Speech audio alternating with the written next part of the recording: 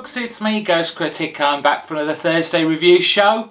Less of the glitter and the bells and whistles this week, because there are a lot of books, and editing it and putting all the fancy little stuff in there takes a long time. So it's kind of back to basics week, with just kind of a top and tail little flourishes, just to, I don't know, just because. I will be getting more into that whole thing of the new format and the kind of future of what I'm going to be doing on this channel. Hopefully on Sunday when I do a vlog video. I haven't done one in ages, basically because I haven't really had a lot vloggy to say. And I know my kind of video output of late has been kind of narrowed down to this, the Thursday review show, and I kind of miss doing all the other videos. I just really haven't had the energy or the time to get on with that, but things are going to change. So this week, yes, last week crazy 4 comics, this week crazy, I think there's about 10 this week. So let's crack on and let's not make this video too long. I missed out on my first choice, on my first pick last month, and I had to wait till he managed to get me a copy of this, and it is of course Revival issue 3, and issue 4 came out this month. So 2 at once, catching up in our kind of what's now been kind of categorised as farm noir. I think that does kind of fit it quite well, to be honest. I'm surprising myself how much I'm enjoying this this title, to be fair. The list of our characters and how they're all starting to become interconnected is just growing and growing. I like that kind of aspect of the book. This ghostly white character, who is it? We have, I mean, I had this idea it's some sort of ghostly presence, but we're in these 2 issues more of a kind of demonological side of it has maybe come to the fore. And I think part of the reason I do like this book is that there's kind of a weaving in of mysticism and maybe the occult or supernatural aspect of what is going on in this town of revivers.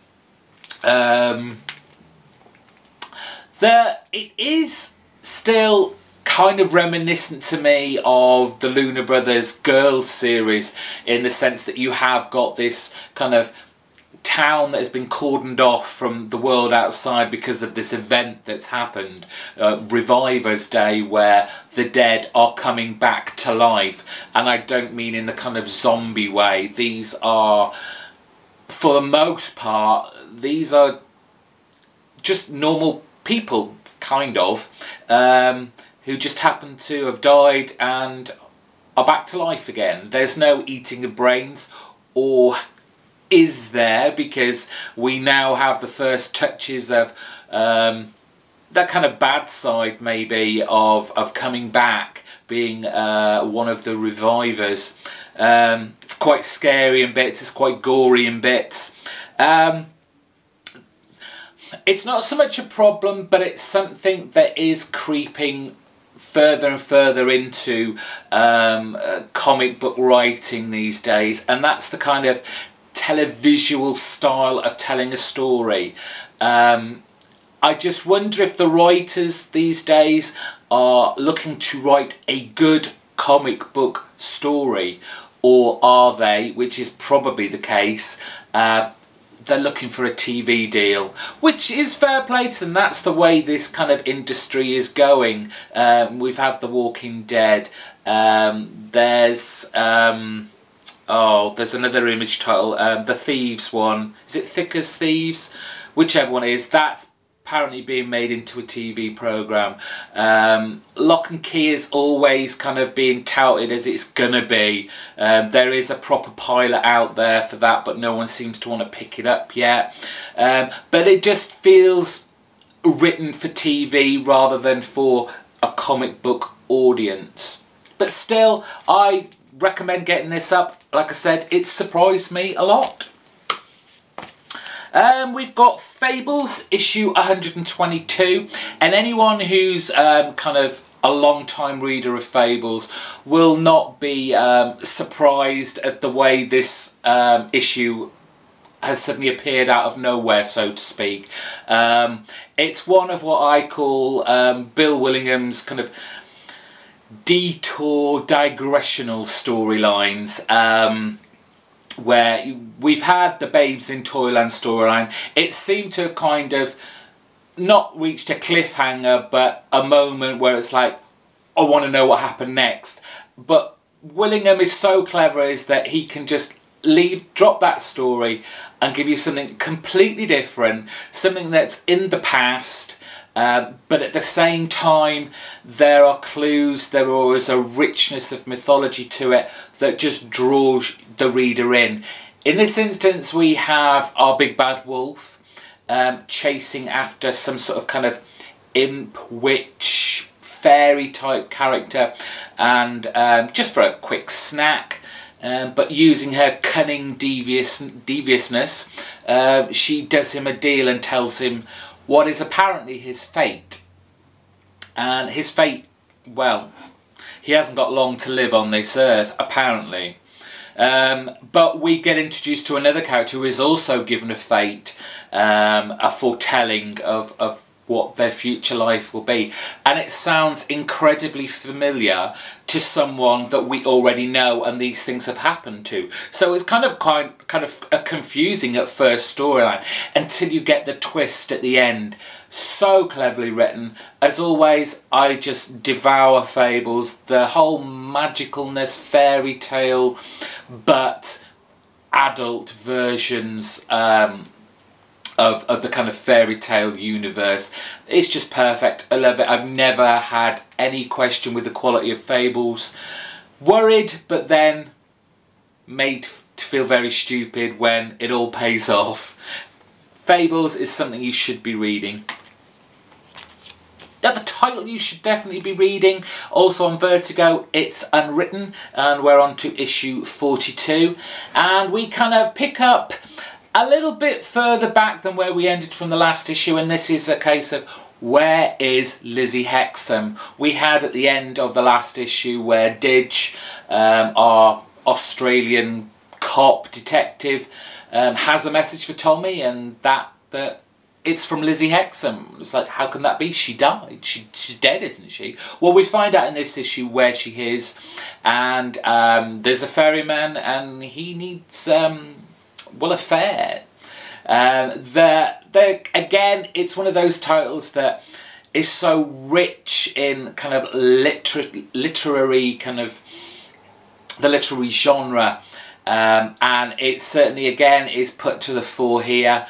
Obviously Tommy wants to go and rescue Lizzie, but to do that he has to enter he doesn't want to use the magic words or anything like that, because that kind of pinpoints where he is and his enemies can find him, and the only other way to kind of go into these other worlds is by hearing stories, and there is a kind of connection between Tommy and the stories, and he's able to go into them. So we have a story connected with our Leviathan, the whale, but this time it's from the indigenous people of Australia, and we have this Condili mythology, and it's interesting because it's what Carey does is show us that we all have kind of common stories within all our own separate cultures. They're just twisted,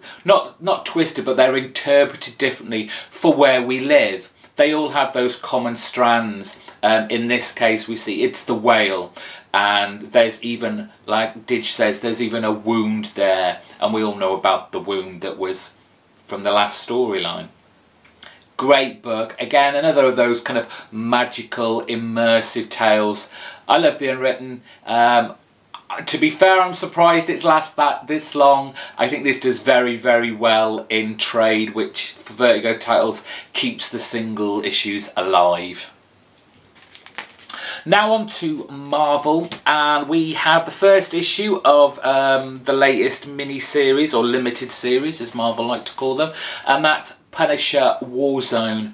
The interesting thing about Punisher Warzone is, I know why they've done it and made it a limited series. You know, it's a kind of cash-in thing again, make it sound new and exciting. But really, this kind of treads in the kind of path of an epilogue to the Punisher series that's just finished. We have the Punisher who is wanted by the police. As usual, the events that happened in the exchange have been misinterpreted, and everyone thinks the Punisher has killed everyone, and it wasn't in fact someone trying to set Frank up from within the exchange. And who does he first meet as a kind of challenge? Because we know he's going to meet up with all the members of the Avengers. It's Spider-Man. The interesting thing about this, I'll kind of jump ahead a bit. Spider-Man kind of basically calls it a day in the sense that Punisher has got to be stopped. What he's doing is wrong. So he gets all the Avengers together and says, look, we've got to do something about him. He's gone too far this time. And at first, like, the Avengers are like, whatever, it's Frank Castle. He's kind of low level to the Avengers. This isn't world destroying. This isn't universe shattering. Why has he got the Avengers together? And it's not until Cap, you know, is the big party pooper and goes, look guys, we've got to stop this guy. Because Cap and the Punisher have always had this kind of rather bad relationship, let's put it this way, between each other, and they've been at loggerheads for many, many years. What gets me about this, and the kind of how we're leading up to this, and it is from the kind of Spider-Man Peter Parker aspect, Spider-Man has known Frank for years and years and years. He already knows Frank's MO, what he does, and why he does it. Why is it taking till now for Spider-Man to turn around and go, well, I've had enough now? Two, it's always when it's been misinterpreted. The Punisher hasn't done what they think he's done. Okay, he's killed a lot of bad people in his time, but the thing that has instigated this is the whole misinterpretation of Frank and his being framed. It's kind of one of those deals where, yeah, okay, I've got to suspend my disbelief, otherwise this story can't go anywhere.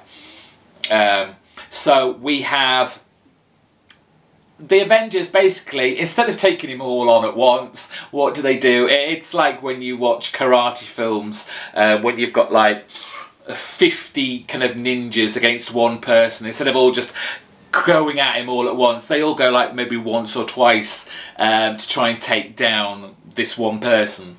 And it's the same here. Next issue, Black Widow is going to take on the Punisher. I liked it. The artwork by Di Giandomenico wasn't the best, to be honest. The faces of the Avengers, the way they're stood, their kind of look, it wasn't right. It didn't look right. It was a shame we couldn't keep the artists from the last series. Hollingsworth is on this, and you can tell he is from the kind of shading, the kind of mute colouring of everyone on here. You know it's Hollingsworth in there. Still, I'll be picking this up. Not necessarily going to be picking it Punisher up when he turns into a team member. More about pickups and culling in the vlog. On to the final issue of The Incredible Hulk. Issue 15. Yes, this is our finale, so to speak, of this short-lived run of Incredible Hulk by Aaron. and Palo on artwork. And it is a shame to finally see this this series end. And I've said this over the last couple of issues because I have thought it's finally found its kind of voice and its style, and having just found it, it is a shame to see it go now. But anyway, we have our final, I guess, big smackdown. As with comic book covers these days, never take for granted what is on the front will be on the inside, because Hulk, I don't believe, no, he didn't touch one Doombot or even the real Doom once, if I remember rightly, in this issue. We've kind of got a three-pronged attack going on here. In Hulk's head, because at the moment he's in his Hulk form, Banner is fighting the Vegetable. On the outside, Hulk is fighting the animals that have been Hulkified, have been given the kind of gamma ray treatment, and the Mad Squad, they're the ones all fighting the Doombots. So there's action and kind of violence on all kind of sides of the spectrum here, and you know, they throw a few little bits in there. Amanda Von Doom and her history with Doom is kind of touched on, but this is really a story about the Hulk and Banner finally, well, for the moment, accepting that they are part of each other and that they are going to now kind of be as one, so to speak. I've loved the Incredible Hulk. For someone who has never got into the Hulk, who's never collected it, you know, over time, I was really surprised at how good and how enjoyable this whole series has been. Saying that, next month, Indestructible Hulk, Mark Waid. Enough said. On to The Amazing Spider-Man, and it's issue 696. It's getting better. I've been quite down on Amazing Spider-Man for quite a fair few months, but it's picking up again. It's getting more exciting, and obviously it's the lead up to our issue 700, our big finale of Amazing Spider-Man before it turns into Superior Spider-Man. And it's Hobgoblin versus Hobgoblin, as you can see on the cover. We've got the hostage situation of Peter Parker, who's still... Spider-Sense is going mental crazy because of the little gizmo gadget that Kingpin is using. And we finally find out what's in the case. And it's, I think it was called a Hobgoblin key. And this is where Norman Osborn's kind of outfits and weaponry and all his secrets he found out when he ran Hammer. And this is what he's been after all this time.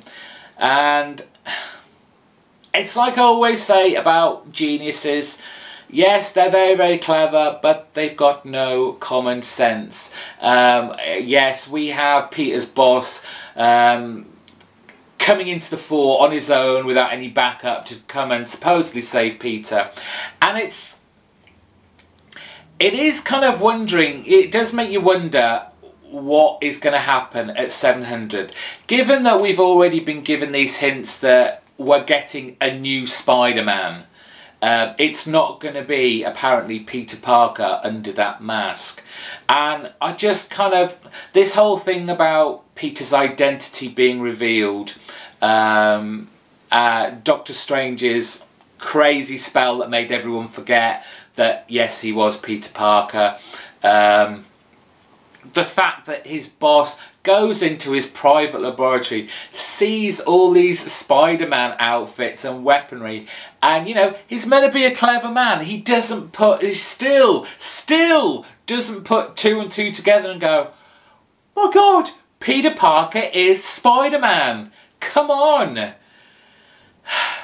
There are some other nice touches in here and stuff that's just having me drooling. The whole Madam Web and this Flash of Gold. And of course, as the Flash of Gold is mentioned, we see a kind of Doom, not a Doom, but an Ockbot. I'll get the right villain. And one of Doc Ock's kind of robot, eight-legged Ockbot comes crawling out the sea. and of course it's coloured gold. It's interesting that she says when she's lying in the street waiting to be taken to hospital, she says, "I'm sorry, Peter Parker." She doesn't say sorry, Spider-Man. And all these bits that are getting thrown into Amazing Spider-Man at the moment, it's so interesting and exciting, and it's making me want to read more and more and making me excited about Spider-Man again. It's a shame it's finishing at 700, though. Yeah, okay, we've got the superior Spider-Man. Let's hope Slott's going to pull something amazing out of the bag. I don't care what title it's really got on the cover, as long as the story inside stays true to its roots and makes sense. Great issue. Finally, on to DC, and these books, I mean, my pick of the week is within these books, but they all kind of, for me as I was reading them, went down a similar thread. We've just had our 0 issue month, and it's taken a little time to get used to the fact that, oh yeah, this was happening before 0 issue. And I must say, last night I was having to pull out issue 12 for a lot of these issues to find out where exactly we just left off. So we start with issue 13 of Batman The Dark Knight, and we get more and more of the kind of origin of this new Scarecrow, and how his father was treating him, how basically this poor kid who was traumatized by his father for experimental use, kind of eventually kind of what was the kind of the match that made him into the Scarecrow, and it's quite horrific what his father did to him.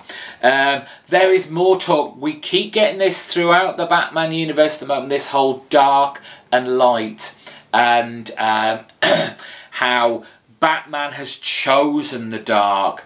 And very much a plot point in Batman The Dark Knight is that, you know, Bruce chose to go this path. He could have had this lovely, bright future with a family, with children. He's still got all that money that his father kind of left him, the companies and everything. But what is being implied here is that Bruce chose the dark. He didn't want to get close to people, and it's just done wonderfully well in this. It's so difficult at the moment. I mean, Greg Hurwitz has really enlivened this issue. This was a title that I was sure by the end of this year I would have dropped. So it's good that the likes of I can't even remember who it was that was writing this before. Was it Tony Daniel? No, he was doing Detective. Whoever was writing this before was doing a damn awful job of it. And Greg Hurwitz has made it much, much better and stopped me dropping it and making me spend more money. Yes, a great issue. Go and pick it up. Almost pick of the week, because it was such a fantastic issue and I loved every minute of this comic. Justice League Dark issue 13. Again, it was a kind of case of, oh yes, this was happening. We had, our group had been split up into kind of 2 teams. We've got John Constantine and Black Orchid, and they were facing this fiery troll creature. And we had Deadman and we had Zatanna, and they were up against this kind of big wood, not demon, but it kind of this wooden entity monster thing, and they were battling and it didn't look good for them. They are dispatched pretty quickly, but some interesting things come out of this, not least of all some interesting bits about Black Orchid, because we've already seen her in Animal Man, and we kind of get the connection that she is part of the Red. She's kind of like, not an avatar, but she can use the Red. She can shape shift. That's what I'm trying to say. She can shapeshift and all that malarkey. But here we see her using elements of the green. Now, as Constantine says, this is quite unusual. No one's ever been able to do that before. So it was interesting seeing that, and where is this all leading to? And then, of course, in Black Orchid style, true Black Orchid style, that's classified, at least for now. This is kind of Nick Necro coming to the fore. Yes, we saw him in the Zero issue when he was apparently sent to hell, but he's back. And he wants vengeance on John Constantine very much, as well as wanting to grab the books of magic.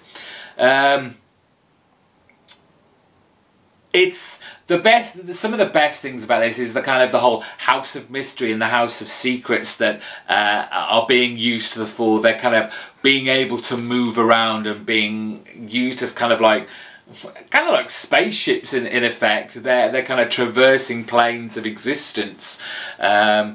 But it doesn't really look very good for John Constantine at the moment. The team crash landing at the end of this. I'm very, very excited for the annual, which kind of culminates and concludes this whole book, The War for the Books of Magic storyline. The artwork in here, though, very nice. Who is it? Michael Janin. There are some nice pages on here.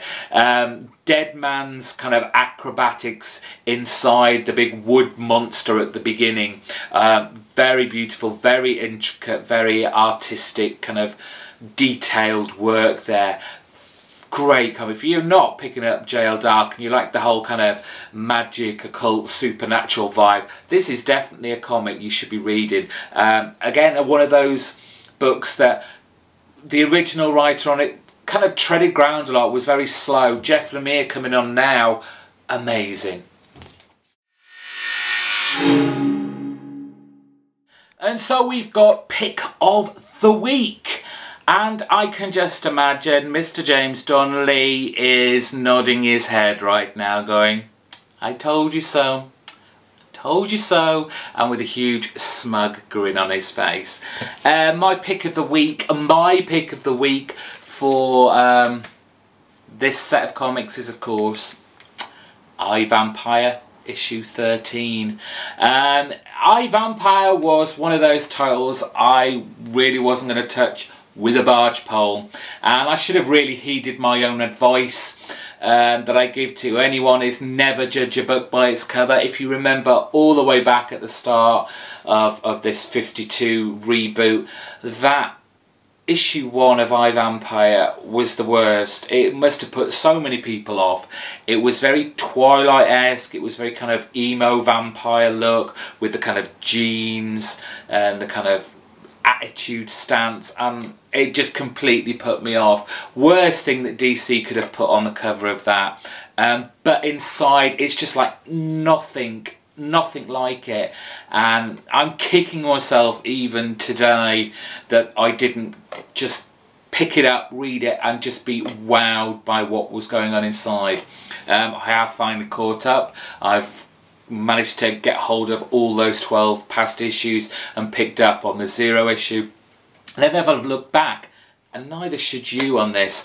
I hear, I saw James actually retweet someone on Twitter that the I, Vampire trade made it to number 4 on some New York booksellers list, which is a great thing to hear, because the book has seen us, let's be fair, it's not doing very well sales wise, and in this kind of DC 52 culture where they are culling books, low selling books here, there and everywhere, I was very worried for I, Vampire, but we might get this kind of title saved for now through the kind of trade sales, much like I would guess a lot of Vertigo titles only survive through their single issues ongoings because of the trade volume that goes through as well.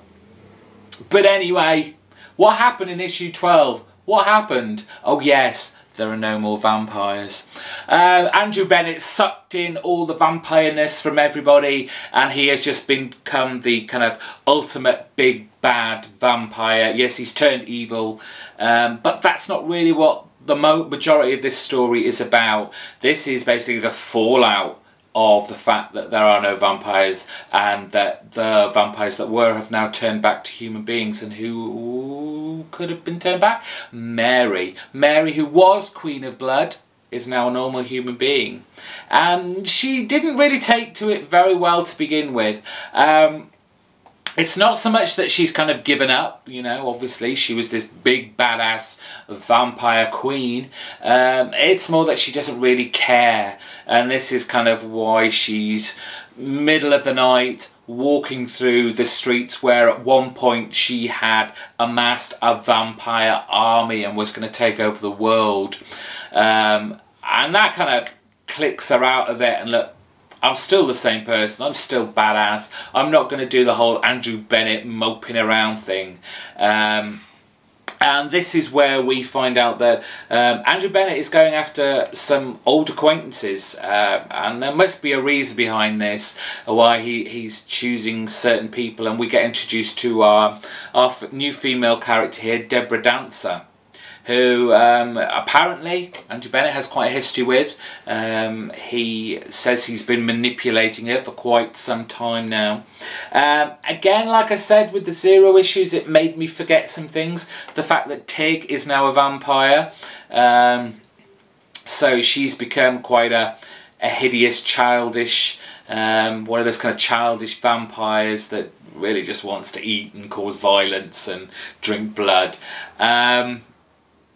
But it is one of those kind of stories, much in the same way as Swamp Thing and Animal Man is. How the hell are they going to get out of this? How are they going to bring Adam Bennett back to kind of being good, if they will at all? But the great thing, one of the great things, I mean, the artwork in here is phenomenal. Sorrentino does such a great job of this. I hate to be so cliched in this, but it is cinematic. While, you know, when I was talking about Revival, it has that kind of televisual scripting style. iVampire for me has always been big screen, big movie. It just, you get so immersed in it. It's one of those titles where I can see the pages coming alive. I can imagine the scenes properly moving, and it's something that most comics these days can't even touch. Please go out and buy this. Get back on board. We're kind of entering a new era here, and a new storyline per se. Okay, there's stuff that's gone on in the past that fits in and starts the new storyline, but definitely worth picking up. If the trade's out, go and pick it up. Go and pick it up at your bookshops now. Keep this title alive. So that's it for me this week. Thank you for watching. Again, as usual, it's gone over a bit long, but hey ho. We'll talk more about that in the vlog on Sunday. Bye bye.